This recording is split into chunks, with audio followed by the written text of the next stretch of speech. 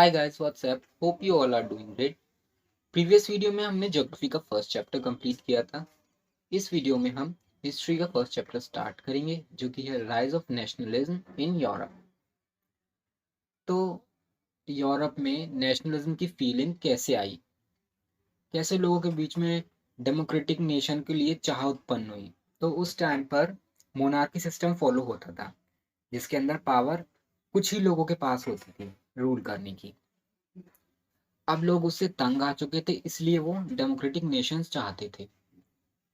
1848 में यही डेमोक्रेसी की फीलिंग को शो करने के लिए एक फ्रेंच आर्टिस्ट जिसका नाम फ्रेडरिक सोरियो था, उसने एक सीरीज ऑफ पेंटिंग बनाई। मेनली इसके अंदर 4 पेंटिंग्स थी।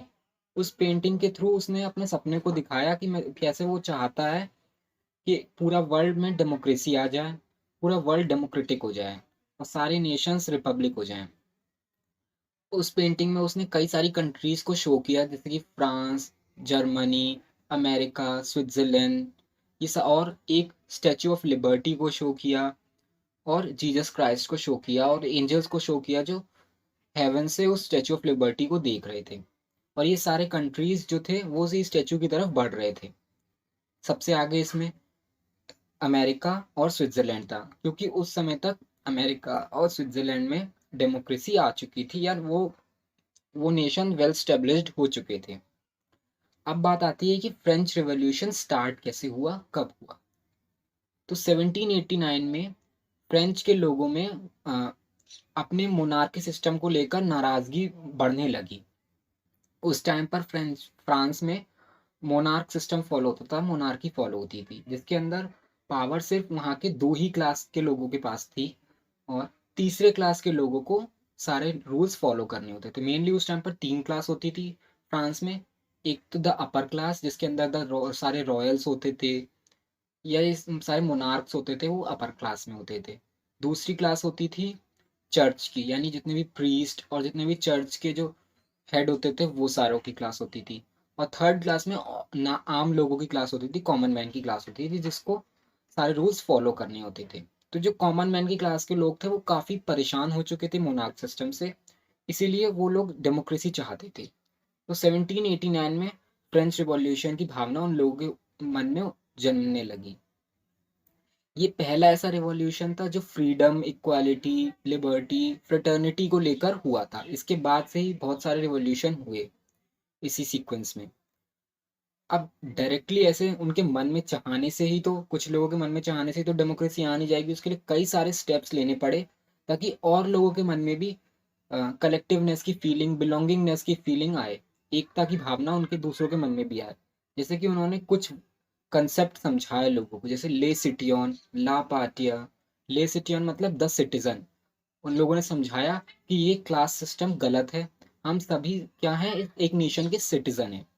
ला पार्टिया यानी कि द फादरलैंड, और ये नेशन हमारा फादरलैंड है। उन लोगों ने पुराना फ्रांस का जो फ्लैग था वो हटा के एक नया ट्राई कलर फ्लैग लगाया, बनवाया। जो इलेक्शन जनरल से ईस्टेट बनता था, ईस्टेट जनरल बनता था इलेक्शन में, उन्होंने उसको अपनी क्लास से बनाया, यानी कि थर्ड जो क्लास थी आम लोगों की उसमें से बनाया और उसका नेम चेंज करके नेशनल असेंबली रख दिया।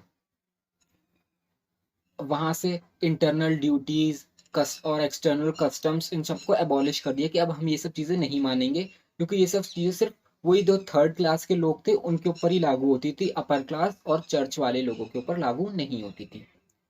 यूनिफॉर्म वेट और मेजर्स बनाए कि सभी लोगों को एक ही समान कोई भी चीज़ दी जाए तो नाप तोल के सबके लिए एक ही हो। ये नहीं कि अपर क्लास के लिए चर्चेस के लिए अलग हो और कॉमन मैन के लिए अलग हो। फ्रांस की नेशनल लैंग्वेज या कॉमन लैंग्वेज जो थी वो फ्रेंच बनाई गई। ये कुछ स्टेप्स थे जिस ये इसलिए लिए गए ताकि लोगों के मन में कलेक्टिवनेस की फीलिंग बढ़े।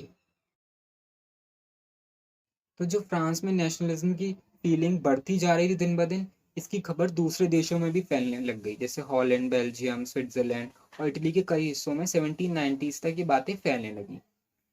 तो जो नेपोलियन था जिसने फ्रांस को इंटरनेशनल प्लेटफॉर्म पे एक अलग पहचान दिलाई थी पहले, उसको भी ये बात पता चल गई कि फ्रांस में नेशनलिज्म बढ़ रहा है। तो उसने फ्रांस की वीक एडमिनिस्ट्रेटिव कमिटी का फ़ायदा उठाते हुए फ्रांस में मोनार्की सिस्टम फिर से रीस्टेब्लिश कर दिया और साथ ही साथ नया सिविल कोड भी इम्प्लीमेंट कर दिया 1804 में। इस सिविल कोड को नेपोलियनिक कोड भी कहा जाता है। इस कोड के तहत लोगों के बर्थ राइट्स, उनके प्रिविलेजेस छीन लिए गए उनसे। अब इक्वालिटी का राइट उनसे छीन लिया गया, राइट टू प्रॉपर्टी छीन लिया गया, यानी कि कोई बिना बिना डिक्टेटर की परमिशन के प्रॉपर्टी नहीं खरीद सकता। और भी बहुत सारे राइट्स थे, कम्युनिकेशन के, ट्रांसपोर्टेशन के, कॉमन करेंसी के, ये सब छीन लिए गए उन लोगों से। इस तरह से नेपोलियन ने फ्रांस में फिर से मोनार्की सिस्टम रीस्टेब्लिश कर दिया। So now let's move towards the making of nationalism in Europe. तो उस टाइम पर यूरोप एक नेशन नहीं था, बहुत सारे स्टेट्स में बटा हुआ था, बहुत सारे किंगडम्स में, डचेस में, कैंटन्स में बटा हुआ था वो। वहाँ के लोग आपस में एक दूसरे को नहीं जानते थे, क्योंकि because of diverse classes, upper class होते थे जो प्रिविलेज्ड होते थे, और बाकी सब क्या जो वर्कर्स ये सब होते थे लोअर क्लास में आ जाते थे। उन लोगों की डायलेक्ट्स, लिखने के style, transcript, caste, social lifestyle, ये सब अलग अलग होते थे, तो आपस में एक दूसरे को नहीं जानते थे। तो उस टाइम पर ये एरिस्टोक्रेसी और न्यू मिडिल क्लास हुआ करती थी। इसको चेंज करते हुए एक न्यू मिडिल क्लास आई उस टाइम पर। एरिस्टोक्रेट्स वो लोग होते थे जो सोशली प्रिविलेज्ड होते थे, पॉलिटिकली और सोशली वेल बीइंग्ड होते थे, यानी कि इन लोगों का सोशल स्टेटस काफ़ी अच्छा होता था और पॉलिटिक्स में भी इनका काफ़ी अच्छा रेपुटेशन था। लेकिन जो पॉपुलेशन वाइज देखा जाए तो मेजॉरिटी वहाँ पे पीजेंट्स की होती थी, यानी कि जो गरीब लोग होते थे उन्हीं लोगों की मेजॉरिटी थी वहाँ पर। और ये लेकिन डोमिनेंट एरिस्टोक्रेट्स ही होते थे। जो कुलीन वर्ग के लोग थे वो कम संख्या में होने के बाद भी डोमिनेंट थे, और जो पीजेंट्स वगैरह थे वो ज़्यादा संख्या में होने के बाद भी इन लोगों को सारी बातें माननी होती थी। लेकिन उस समय वहाँ पर इंडस्ट्रियलाइजेशन होने लगा इंग्लैंड में, तो इसी वजह से एक नई क्लास आने लगी वहाँ पर, एक नई सोशल क्लास वहाँ पे आने लगी, जो जिसे वर्किंग क्लास और मिडिल क्लास भी कहा जाने लगा। इस क्लास में mainly artisans, businessman, industrialist, skilled workers, ये सब होते थे इस क्लास के अंदर। So now what did liberal nationalism stands for? आखिर लिबरलिज्म था क्या? जो लिबरलिज्म टर्म था वो लैटिन वर्ड लिबर से डिराइव किया गया था, जिसका मतलब होता है फ्री।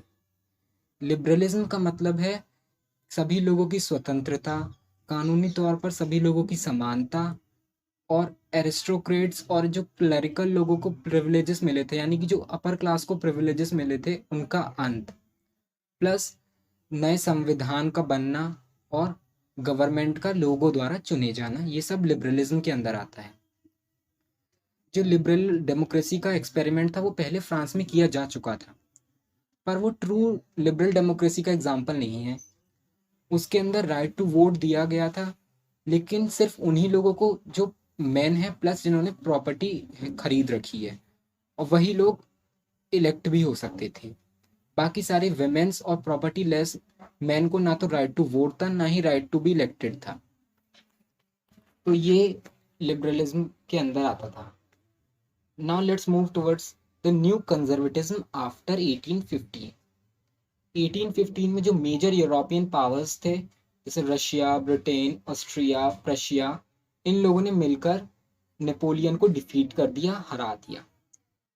इसके बाद ये लोग वियना में इकट्ठा हुए, जहां पर इन्होंने एक सेटलमेंट किया जिसे ट्रीटी ऑफ वियना भी कहा जाता है। इस कॉन्फ्रेंस को ऑस्ट्रियन चांसलर ड्यूक मेटरनिच ने होस्ट किया, और इस ट्रीटी में क्या क्या फैसले लिए गए वो ये थे, जैसे कि जो बर्बन डायनेस्टी थी वो वापस से सत्ता में आ गई। फ्रांस ने नेपोलियन के टाइम पर जो जो टेरिटरीज जीती थी उसे वो सब वापस छोड़नी पड़ी।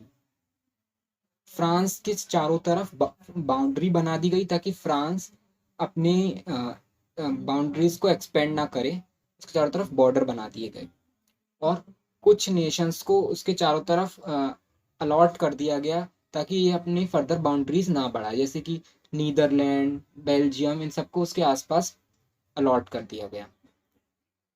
जिन लोगों ने ये कंजर्वेटिव नहीं माना उनको पहले समझाया गया। उसके बाद भी जिन्होंने पुरानी मोनार्की सिस्टम के लिए क्वेश्चन उठाए कि पहले जैसा नहीं हो रहा है, तो उन लोगों को जेल में बंद कर दिया गया। और जो लिटरेचर बुक्स के थ्रू जो सेंसरशिप थी, जो उसको बैन कर दिया गया। सो 1815 की वियना ट्रीटी के बाद यूरोप में फिर से ऑटोक्रेटिक रूल आ गया। वहां पर फिर से लिबरल डेमोक्रेसी खत्म हो गई। अब जो लोअर क्लास के लोग थे वो छुप छुप कर मिलते थे ताकि वो डिस्कस कर सके, प्लान्स बना सके कि कैसे वो इस ऑटोक्रेसी से वापस छुटकारा पा सकते हैं। इसीलिए उन्होंने कई सारी सीक्रेट सोसाइटीज बनाई। उन्हीं में से एक रिवॉल्यूशनरी थे गिसेपी मैज़िनी, जो कि इटली के थे और जो इटली के जिनोवा नाम के एक शहर में 1807 में पैदा हुए थे। वो कार्बनरी नाम की सीक्रेट सोसाइटी के मेंबर थे और टू मेजर सीक्रेट सोसाइटीज के फाउंडर थे, जिनका नाम था Young Europe in Berne and Young Italy in Marseilles. उनका मेन ऑब्जेक्टिव क्या था कि वो कैसे इटली को यूनिफाई करें, एकजुट करें और उसे वापस एक रिपब्लिक नेशन बना सकें। उनकी तरह ही कई सारे रिवॉल्यूशनरीज थे जो वापस से यूरोप में लिबरल डेमोक्रेसी लाना चाहते थे। But basically exam point of view से गिउसेपी मैज़िनी के बारे में कभी कभार शॉर्ट नोट आ जाता है। So on this note I am ending this video. I hope कि आज की वीडियो में जो मैंने आपको चैप्टर समझाया वो आपको पूरी तरह समझ आया होगा। And if you have any doubt let me know in the comment section. आगे का चैप्टर हम नेक्स्ट वीडियो में करेंगे। And if you like the video then don't forget to subscribe to my channel and hit the bell icon to get the notification of upcoming video. तब तक के लिए stay safe, stay tuned, bye bye.